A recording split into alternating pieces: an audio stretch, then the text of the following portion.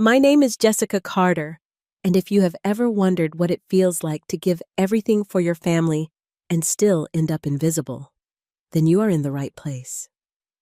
For over a decade, my life revolved around one thing: the family business my father built from the ground up. I poured my energy, my dreams, and every ounce of loyalty into a company I believed would one day be mine, because that was the promise my parents had made to me for as long as I could remember. Most of my friends would laugh when I canceled on dinners or showed up late to birthday parties, but they never really understood. I grew up knowing what responsibility meant. I was the kid who did extra credit, the teenager who never missed a shift, the young woman who went home from college every summer to work late nights in a dusty old office because my parents said it would matter. All along, I clung to the idea that all these sacrifices would pay off. The truth is, I never doubted them. Even when things got hard, when I felt tired or unappreciated, I still held on to my father's word that one day, everything I was building would belong to me. So, when the day finally came that turned my world upside down, I wasn't prepared. I'm not sharing this story to point fingers or to get sympathy. I want to talk to everyone who has ever stayed quiet, kept working, or just hoped that being loyal would eventually be enough. My story is about what happens when you realize your trust has been misplaced, and about what you do when the life you counted on slips away. If any of that feels familiar, then I hope you'll stick with me, because I want to show you what I learned when I lost everything. Some of my earliest memories are of wandering through Carter & Sons, weaving around stacks of paperwork and half-empty coffee mugs while my father worked the phones. I was that kid with marker stains on my hands and knees building little forts from sample tiles beneath my desk. The sound of his laughter echoed down the hallways when a client called in, and I always felt proud when he'd introduce me as his future boss. He used to lift me up onto his old, creaky chair and show me how blueprints worked. Most kids would have been bored, but I felt important, like I was being let in on a secret grown-up world. My father, Richard Carter, would tap the end of his pen on the plans and say, "Someday, Jess, all of this will be yours." That sentence shaped the way I saw myself even as a little girl.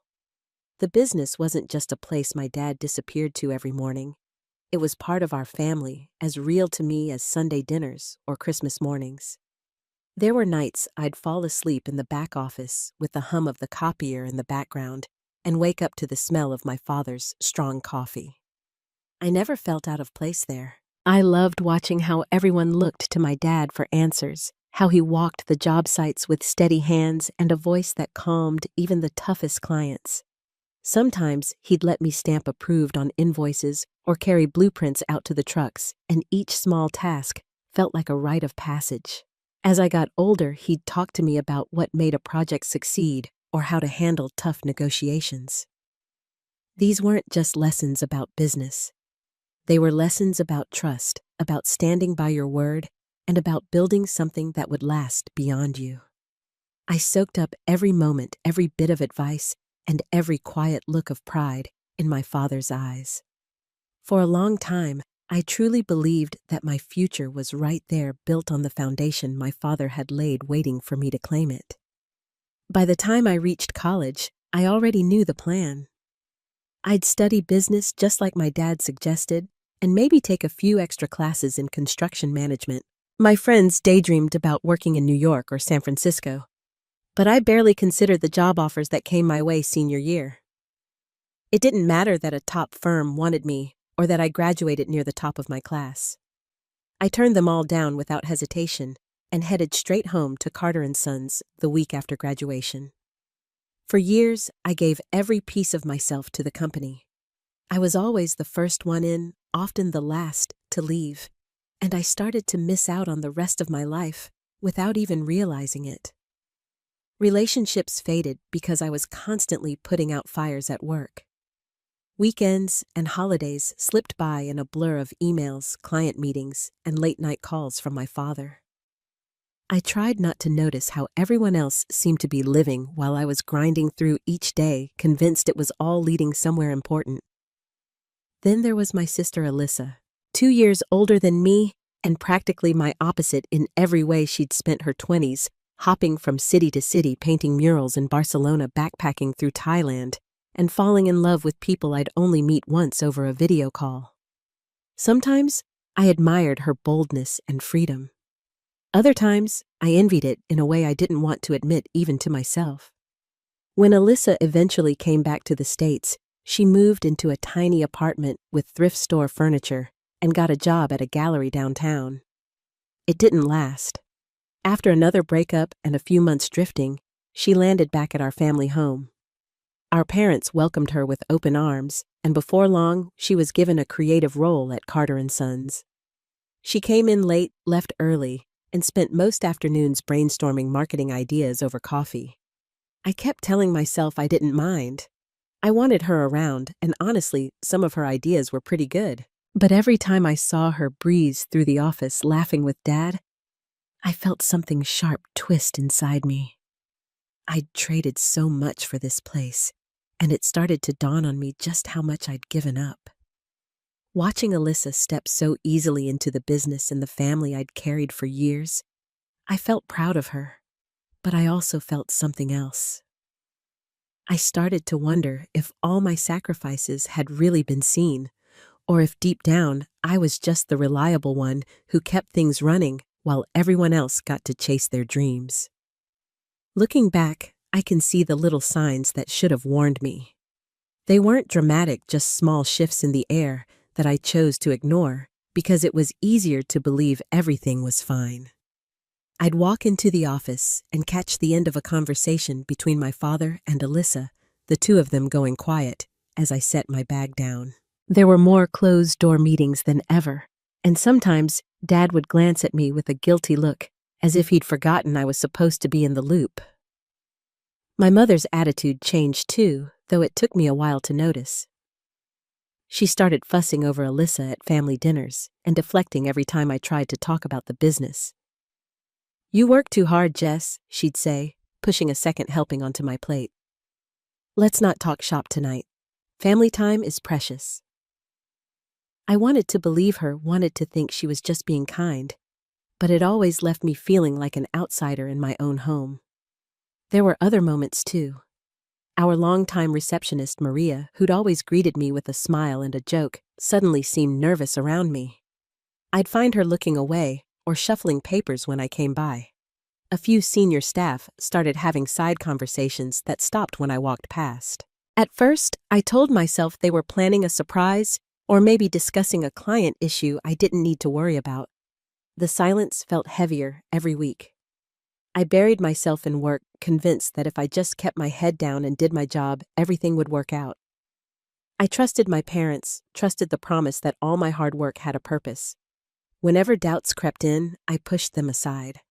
I wanted to be the good daughter, the one who didn't question, who didn't stir up trouble. That stubborn loyalty became a kind of blindness. Even as I felt the ground shifting under my feet, I convinced myself not to make a fuss.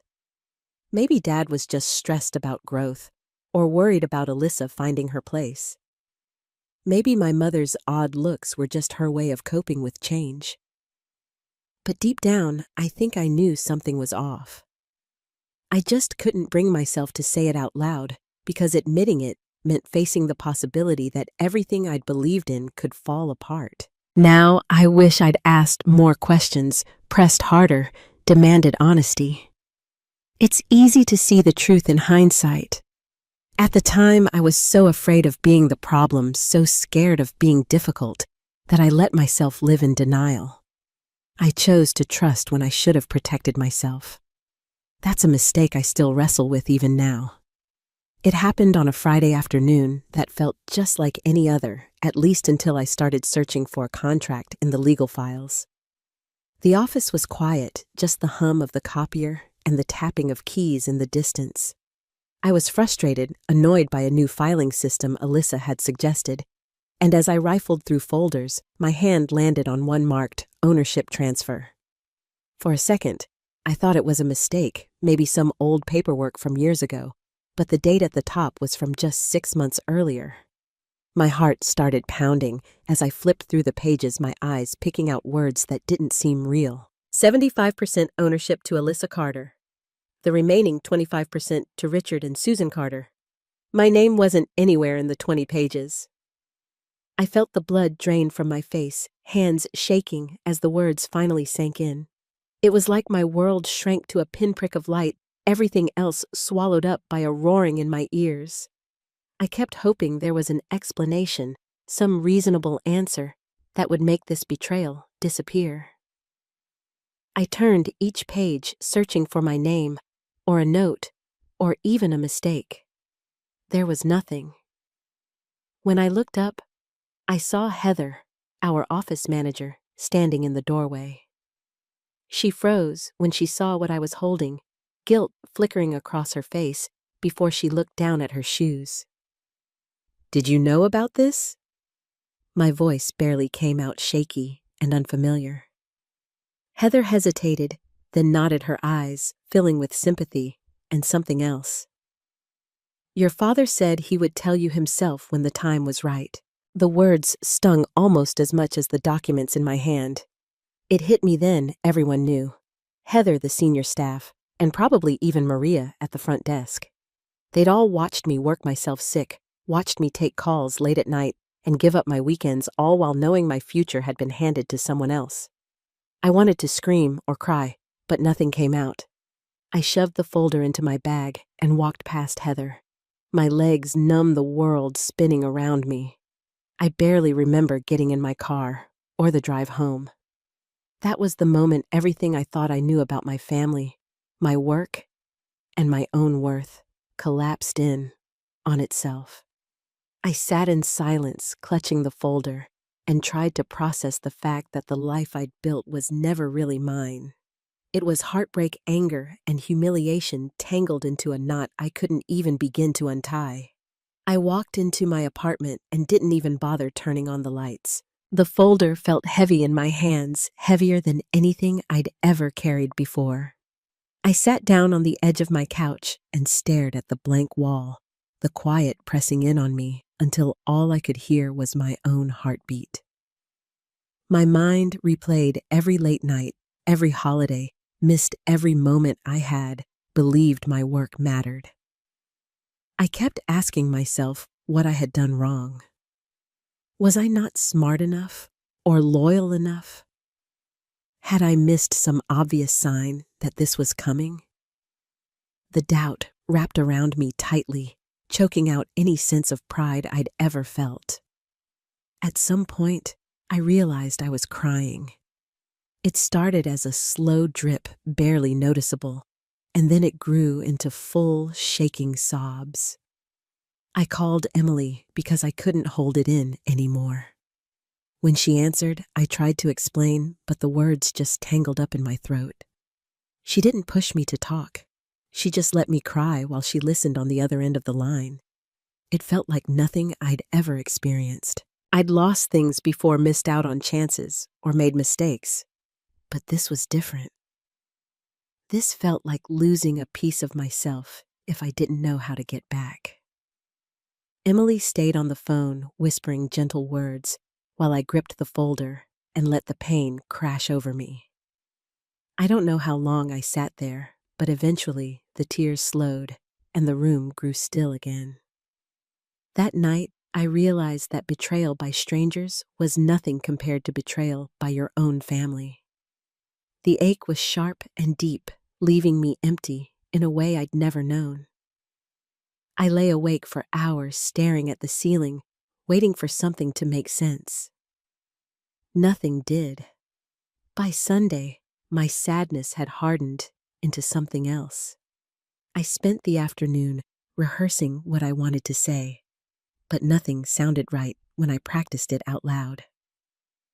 My hands shook as I drove to my parents' house for dinner, and the folder burned a hole in my purse. I told myself that I just needed to get through the meal before bringing it up.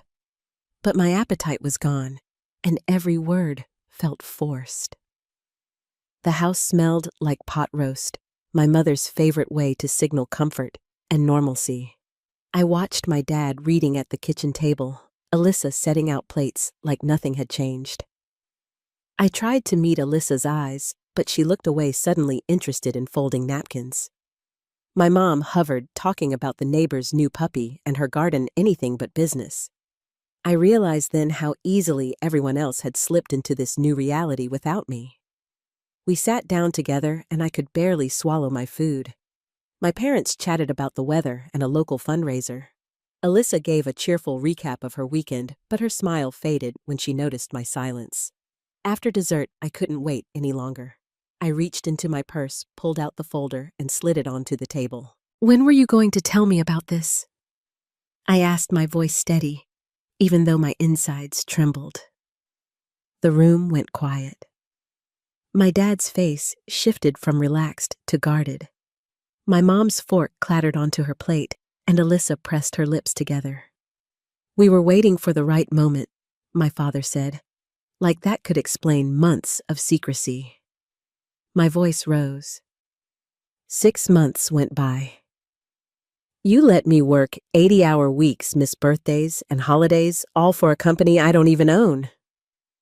My mother reached for my hand, but I pulled away. "The right time would have been before you signed those papers." My father tried to sound rational, explaining their decision as a strategy for the company's future. He talked about Alyssa's new vision and how the industry needed to change. I asked why my ideas had been dismissed when I brought them up years before. There was no answer.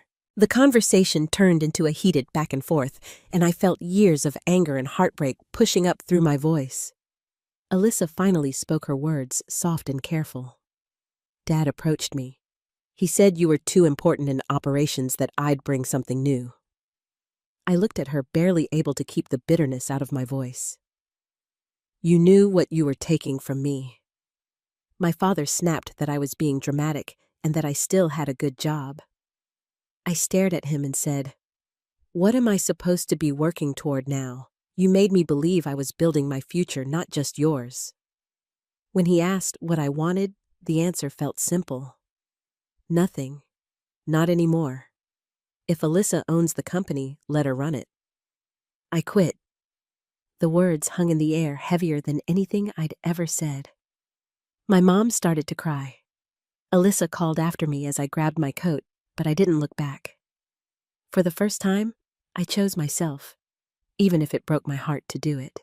When I got home that night, I sat in the dark, letting the silence settle in around me.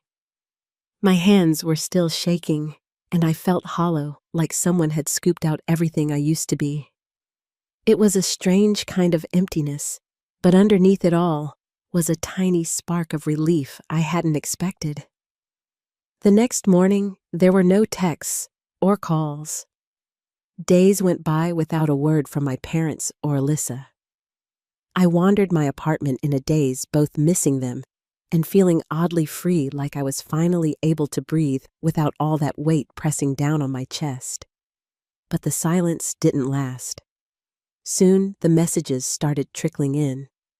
At first, they were polite, asking if I could answer a quick question or help out just this once. Then, the tone changed as the company started to stumble. There was a desperation in their voices I'd never heard before. I listened to every voicemail and read every text, but I didn't answer. I realized, even with the loneliness and sadness, that for the first time in my life, I had chosen myself. And somewhere in that space, I started to sense that something new might. The first week away from Carter & Sons was disorienting. I woke up at 6 every morning out of habit, only to realize I had nowhere to be. My days stretched out empty, but full of possibilities I'd never considered before. I started making lists, not of tasks for work, but of things I wanted to try, places I wanted to visit, and even new skills I might learn. It felt strange and a little thrilling to let myself wonder what I could be, instead of just who I was supposed to be. A few days after I quit, I got a call from Sam Dixon, the head of operations at Hartwell Construction, one of our biggest competitors. He said he'd heard about what happened and asked if I wanted to grab coffee. I hesitated at first, but curiosity won out. That afternoon, Sam laid out an offer that was hard to ignore. He talked about the ways I had modernized processes at Carter & Sons and how I'd earned a reputation for handling even the most difficult clients. He told me I was exactly the kind of leader they needed. I left that meeting with my head spinning. No one had ever spoken to me like that, as if my value was obvious and real, not just a family obligation. For the first time in years, I started to see myself through someone else's eyes. I updated my resume and made a list of my accomplishments, and the more I wrote, the more I realized how much I'd done on my own. It wasn't just my family's name that mattered. I mattered. Hartwell's offer was generous with better hours, a real chance at advancement and respect built in from day one. I felt a surge of excitement every time I thought about saying yes, but there was a little voice in the back of my mind still whispering doubts. Was I really ready to move on, or was I just trying to run from the pain? Each morning, I felt that doubt fade a little more, replaced by something new and steadier. I started to imagine a different kind of life, one where I could be successful and happy on my own terms. I pictured leading teams, mentoring younger staff, and having the freedom to build something for myself. The thought didn't scare me anymore. It made me feel powerful. The more I let myself dream, the more I wanted to prove, mostly to myself, that I was worth more than what my family had decided for me. By the end of the week, I called Sam back and set up a second interview. I chose a new outfit, straightened my shoulders, and told myself that the past didn't define me. I was nervous, but I was also hopeful. For the first time in a long time, the future felt wide open. I was finally ready to take a step forward for no one but me. The call came early in the morning, my father's voice rougher than I'd ever heard it. He didn't bother with small talk. He got straight to the point. The company was in trouble. Our largest client was threatening to walk, and Alyssa was overwhelmed. He needed me to come back and fix it. For a moment, I let the silence stretch. I wanted him to feel the weight of what he was asking. I told him I would meet, but only if we talked business, not family. We sat across from each other at a small table in a quiet restaurant, just the two of us, like adversaries. I watched his face as I listed my conditions. I wanted a clear ownership stake, not just a title. I wanted a seat on the board, equal say in all major decisions, and boundaries around my hours. No more endless nights, no more sacrificing my life for promises that meant nothing. He balked at first, insisting things had always worked best when he was in charge. I reminded him that the way things used to work was exactly what got them into this mess. I wouldn't settle for scraps. If he wanted my help, he needed to treat me as an equal, with real authority and respect. I saw the struggle in his eyes as he weighed the future of the business against his own pride. The negotiation was tense. He pushed, trying to appeal to my sense of loyalty and family, but I refused to budge. I explained that my loyalty was to myself first now. I told him that if he wasn't willing to meet my terms, I had other opportunities waiting for me. I didn't want to hurt him or destroy the company, but I wasn't going to lose myself again for anyone, not even my own father. Finally, after what felt like hours, he nodded. He agreed to my terms. The relief on his face was mixed with something like respect. For the first time, I think he finally saw me as more than a daughter. He saw me as a leader. As we signed the papers, I realized I was no longer asking for a place at the table. I was claiming it. That moment changed everything. I left that meeting knowing my worth was no longer up for negotiation. I never thought I'd see the day when my family would sit across the table from me and actually admit they were wrong. It happened quietly over coffee in the conference room, my mother squeezing my hand, while my father cleared his throat and apologized for the way things played out. Alyssa looked down at her notebook and finally spoke the truth. She said the job had never fit her and that she'd only tried to make it work because she didn't want to disappoint our parents. Hearing her say it out loud made everything feel a little lighter, like some old pressure finally broke. That was the real turning point for us. We started over, not just with ownership papers, but with new boundaries, actual schedules, and a plan to work with each other's strengths. I took over operations and strategy. Alyssa handled creative projects and client relations, and my father, after some resistance, agreed to step back and let us lead. There were plenty of awkward moments, like when Dad caught himself micromanaging and had to apologize, or when Alyssa and I argued about whether to use her inspired logo redesign for our trucks. But every laugh we managed felt like a tiny repair on something we all wanted to save. The negotiation for new ownership took a few tries with lawyers and a lot of coffee. I pushed for real equity and equal voting power, and for once, everyone listened. We set work hours and forced vacations, and even created a rule that Sunday emails were banned unless there was a fire in the building. At first, Dad grumbled, but then he started sending us articles about leadership and even took a real vacation with Mom for the first time in years. We still had hard days, but the resentment and secrecy faded, replaced by a sense of partnership I'd always wanted but never believed possible. Sometimes I'd catch Alyssa humming as she worked, or my dad bragging about me to an old friend, and I'd feel a burst of hope for all of us. Our family dinners became less about what went wrong and more about what we could build together. For the first time in a long time, it felt like the business didn't own me. We owned it together. My life looks different now in the best ways. I've started picking up hobbies I never thought I'd have time for, like hiking new trails outside the city, or finally signing up for that painting class I used to daydream about. Sometimes I'll spend a Saturday getting lost in a used bookstore, or just sitting on a bench in the park, letting the sun warm my face. I never realized how much joy could come from slowing down and just being present. I've also reconnected with friends who had quietly drifted away during my workaholic years. We meet for coffee or brunch, and it feels easy and light in a way I forgot was possible. For the first time, I have space in my life for people, and that makes everything feel bigger and brighter. Even my family relationships are softer around the edges, now less about obligation and more about genuine connection. And then there's Ben. We met through a mutual friend at a local charity event, and what started as a casual conversation turned into late-night phone calls and long walks by the river. I never thought I'd be able to balance love and work. But with new boundaries at the company, I actually have energy for both. Ben reminds me to laugh, to rest, to enjoy things just because they're good. Most days, I feel hopeful in a way I never did before. The company is still important to me, but it's not my entire identity. I get to choose how I spend my time and who I share it with.